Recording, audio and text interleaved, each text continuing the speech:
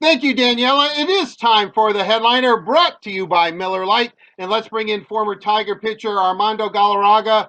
Armando, correct me if I'm wrong, but 10 years ago today, this very day, did something significant happen in your life? Just a little bit. Just a little bit.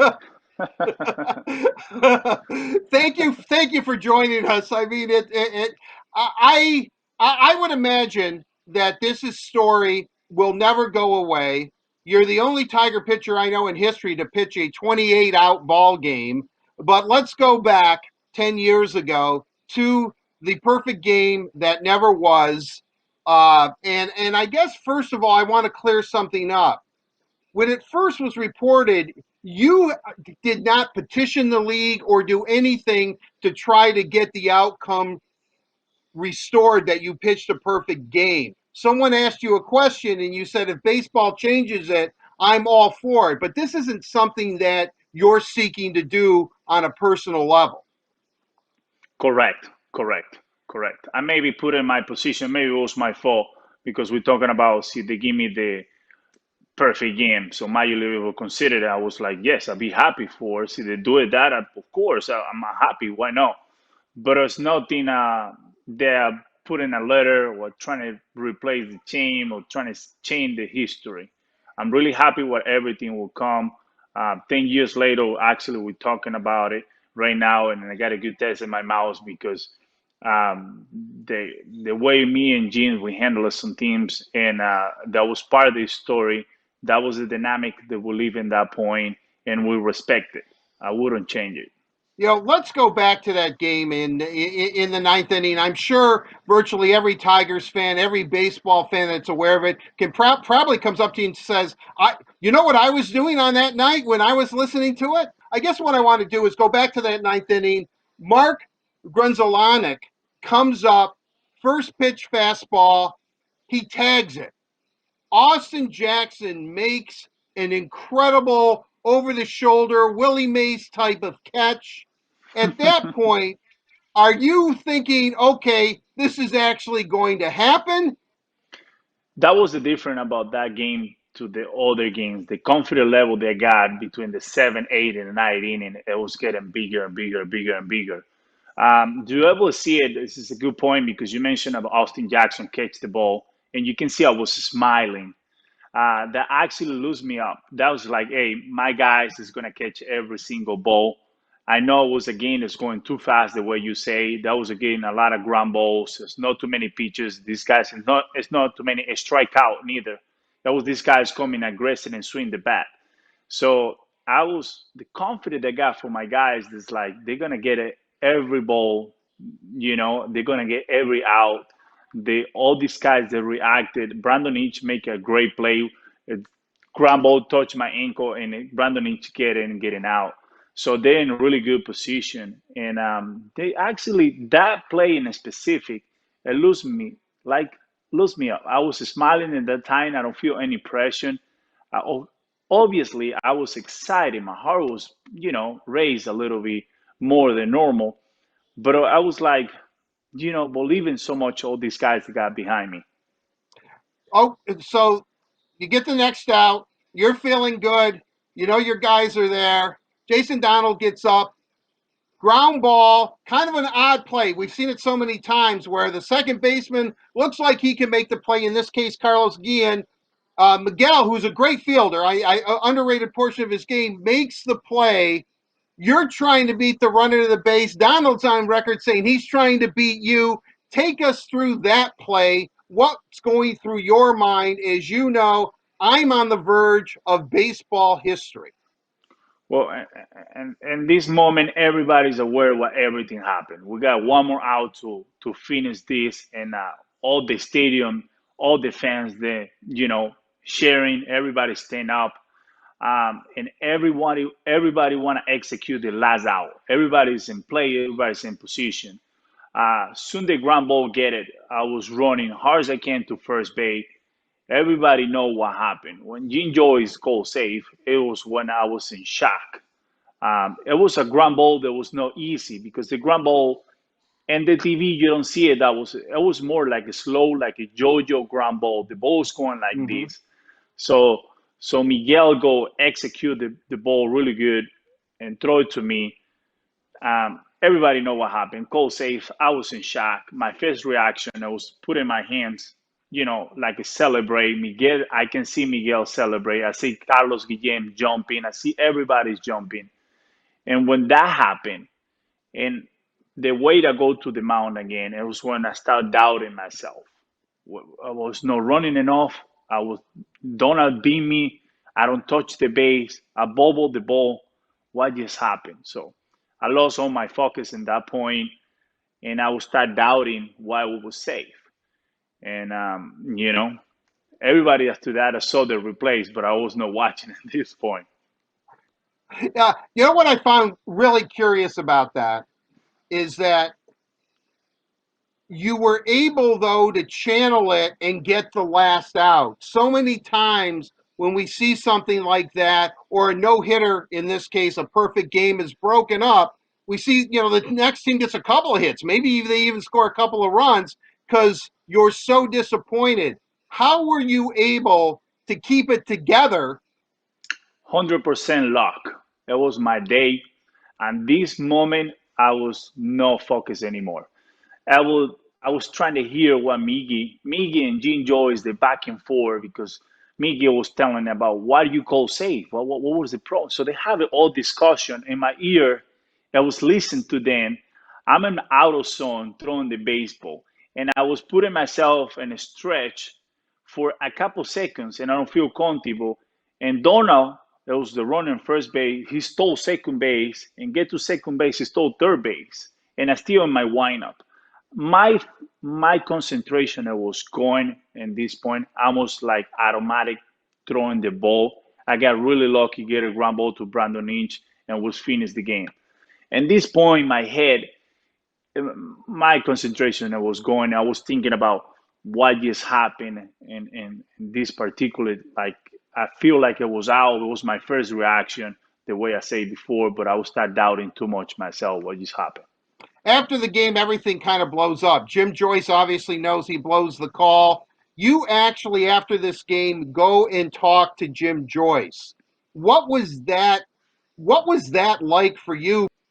It is really simple. People don't know that talk to Gene Joy is the same name. It's the way you say. I went to his locker after a couple hours in our clubhouse, and I went to his clubhouse and talked to, and I see a guy that he's like, feel sorry for him. He take it so proud. He's professional. He's really professional, and he's telling me, "Hey, Armando, I'm sorry. I will try to do my best." He was trying to explain me everything. At the same time, he got a lot of pressure for the media. He got a lot of pressure for reporters, and Major League Baseball had to need an explanation why he goes safe. He feel terrible because what just happened. So I put him in my position and put him in his shoes. I don't put him in my position. And this particular moment, I was cannot say anything negative. This is when you see a guy and he's crying, he feels terrible, and you're gonna try to like keep going pull him down. It is it's impossible really to do that. You feel sorry for him because you cannot dictate a guy that spent 25 years as an umpire in the big leagues and dictate for a couple seconds he make a bad call. Everybody make a mistake, and it was an innocent mistake. He thought it was safe in the beginning.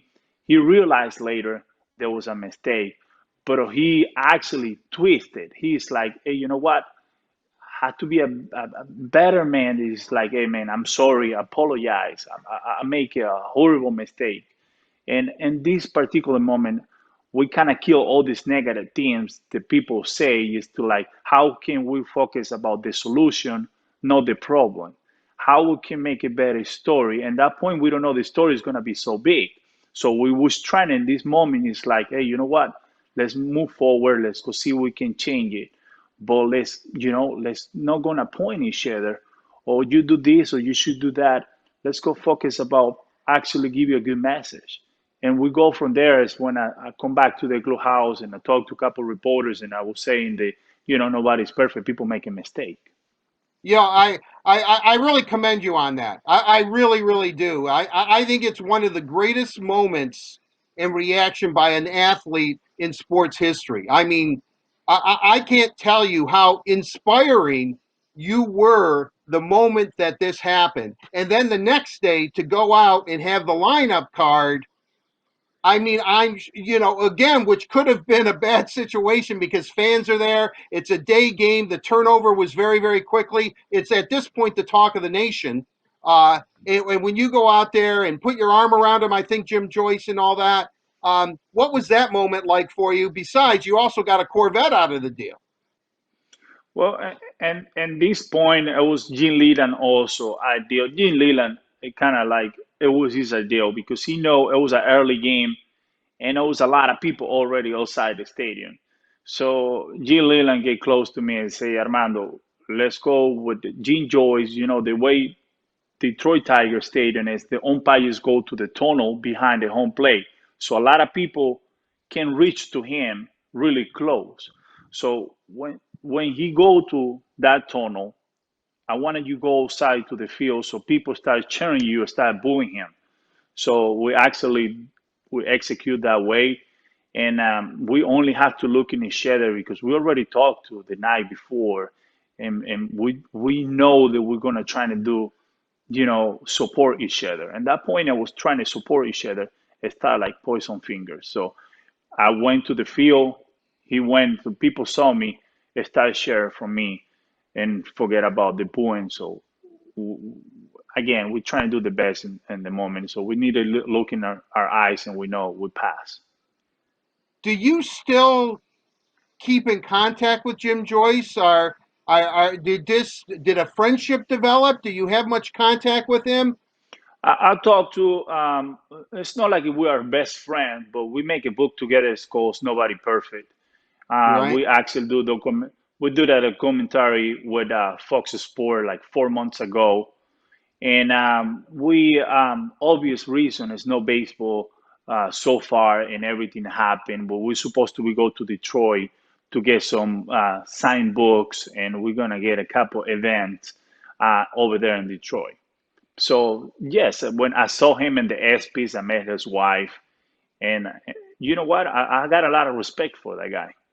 I know he has a lot of respect for you, and I think he's grateful by the way you've handled yourself and conducted. I'm kind of curious though. You did get that Corvette, and you still have that car to this day. Oh yeah, oh yeah, oh yeah.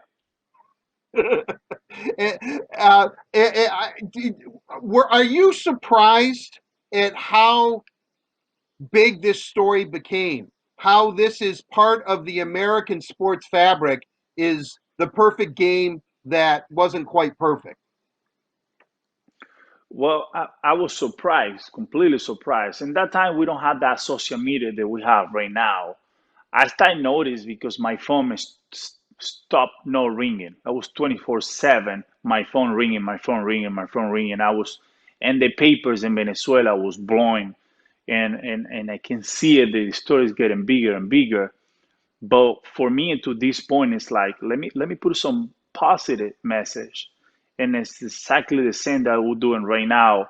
10 years later, um, before I go to that, in that point when we do the book, I see Gene Joyce doing take the money, the revenue he got from the money for the book, and putting money in foundations to help people. And I saw that, and so I put in myself all these years that every time that we go too close to that, I get more attention to. I trying to get the revenue they got, and Mm-hmm. do a foundation to help people, and actually it's coming a bless to me. This year is obvious we cannot go to Detroit because obvious reason what happened with the coronavirus, and I was trying, like we're talking about 7 months ago, that we're gonna do Hope Foundation in Venezuela because they have a really hard time, and I make these teachers, and this is a blue and white, and the back is like this, and it's say what is your call, and I will sell this t-shirt for foundation to help Venezuela. They really have a hard time. And I'm doing this because this is opportunity that I got to start repeating myself also to help people because this is when I got attention for like 1 week or 2 weeks. and after that, coming a normal ex-baseball player. Well, certainly you have taken what could be a very big negative in your life and turned it into a positive. I know, as you said, you're helping out Venezuela, the Galarraga Baseball Academy. You're selling the shirts. I'm definitely going to get one. I promise you that. But you're also helping youth baseball also in Texas. Can you talk a little bit about what your life is like right now? I got a baseball academy and I create a pitching online program. It's armandogalarraga.com. And just, help all these kids like go outside, pitching, throw the ball. I do remember so much don't be too much in the technology. I wanted these kids to go outside and share and control their feelings, like how they can play as a team, how you can control your feelings when the stuff don't go your way, how can you support your teammate when he got an actually bad day. So that communication, that being, the human being has to be give you more love, and a sport they give you too much tools, and we're losing a little bit that because it's a lot of people on their computers and their phone and the tablet, and we lost them to be outside. And this dynamic, this coronavirus, actually putting more people close and actually more longer 4 or 5 now to take more close. And the human being has to be more close. It has to be more tight than ever. And to have that academy, I'm joining these kids smiling. I'm joining these kids to learn some teams different. They don't learn in the computer. You know, I've got to tell you this. I think that your message resonates with everybody. I mean, you are just a decent guy, and I mean that truly. From the way you reacted to what happened to you on the field, I mean, it's a baseball game. Certainly, it's important. It would have been the first perfect game in Detroit Tiger history. Trust me, I know that. But what you have been able to do, I can't tell you, as a native Detroiter and a lifelong Tiger fan, how proud I feel that a man like you wore the Detroit uniform, Armando. I truly mean that. I mean, you are a very special person, and I think what you've done is outstanding. Absolutely outstanding. Well, thank you, Truly. thank you, thank you. And I get that also for Detroit City. I remember 2008, Detroit had a hard moment in downtown. The people sell and close the business like crazy because the economy was down. And you see the Detroit downtown, they have a hard time, and people start getting together. The big companies started getting together to invest in downtown because they're proud to be in Detroit. They don't want people leave outside. So want to be people in Detroit, and they start investing little by little to get better. How can push Detroit to all this talent, all these people right here that good at putting together a really beautiful downtown. If they were to give you the perfect game, what you absolutely earned on the field, what would it mean to you? Or at this point, everything that you've done and accomplished since that point, would it mean that much to you? I would be really happy. I'm gonna be honest with you. I'd be like, Mm-hmm. yes. But I got a really good taste in my mouth because I helped to baseball have it replaced now. Like I contribute. It's not only my place. It's not trying to be like an angel. Just to like it's not only my playing that has to be changed. It's a dynamic and that point we have to respect it. All these places is really important. Some people make a mistake. I'm really happy to use my name and using my play what happened to me to they don't happen to this generation and the future generation to the future players they're gonna happen. They're gonna make it really something in history. And for human, we make a mistake and they don't be in the books. En Spanish es like lo más bonito de la historia es la huella que tú dejas en el presente. The beauty of the history is what you leave it with the present. You know, Armando, I could talk to you all day. I really could. I completely have enjoyed this conversation. As I said, you're inspiring. You're a great young man. I wish you nothing but success on the Galarraga Baseball Academy. I hope that, things go well in Venezuela and things go well for Thank youth you. baseball very much. Thank you very, very much for joining us on the headliner. It was truly a pleasure to have you on. Thank you, Armando. Thank you, Jordan. Thank you so much for the opportunity. There you have it. That is the headliner, brought to you by Miller Lite, the original light beer with great taste and only 96 calories, available for delivery. And Daniela, I don't think there's much I can say. If I'm left speechless, then you know that Armando Galarraga is truly an extraordinary man.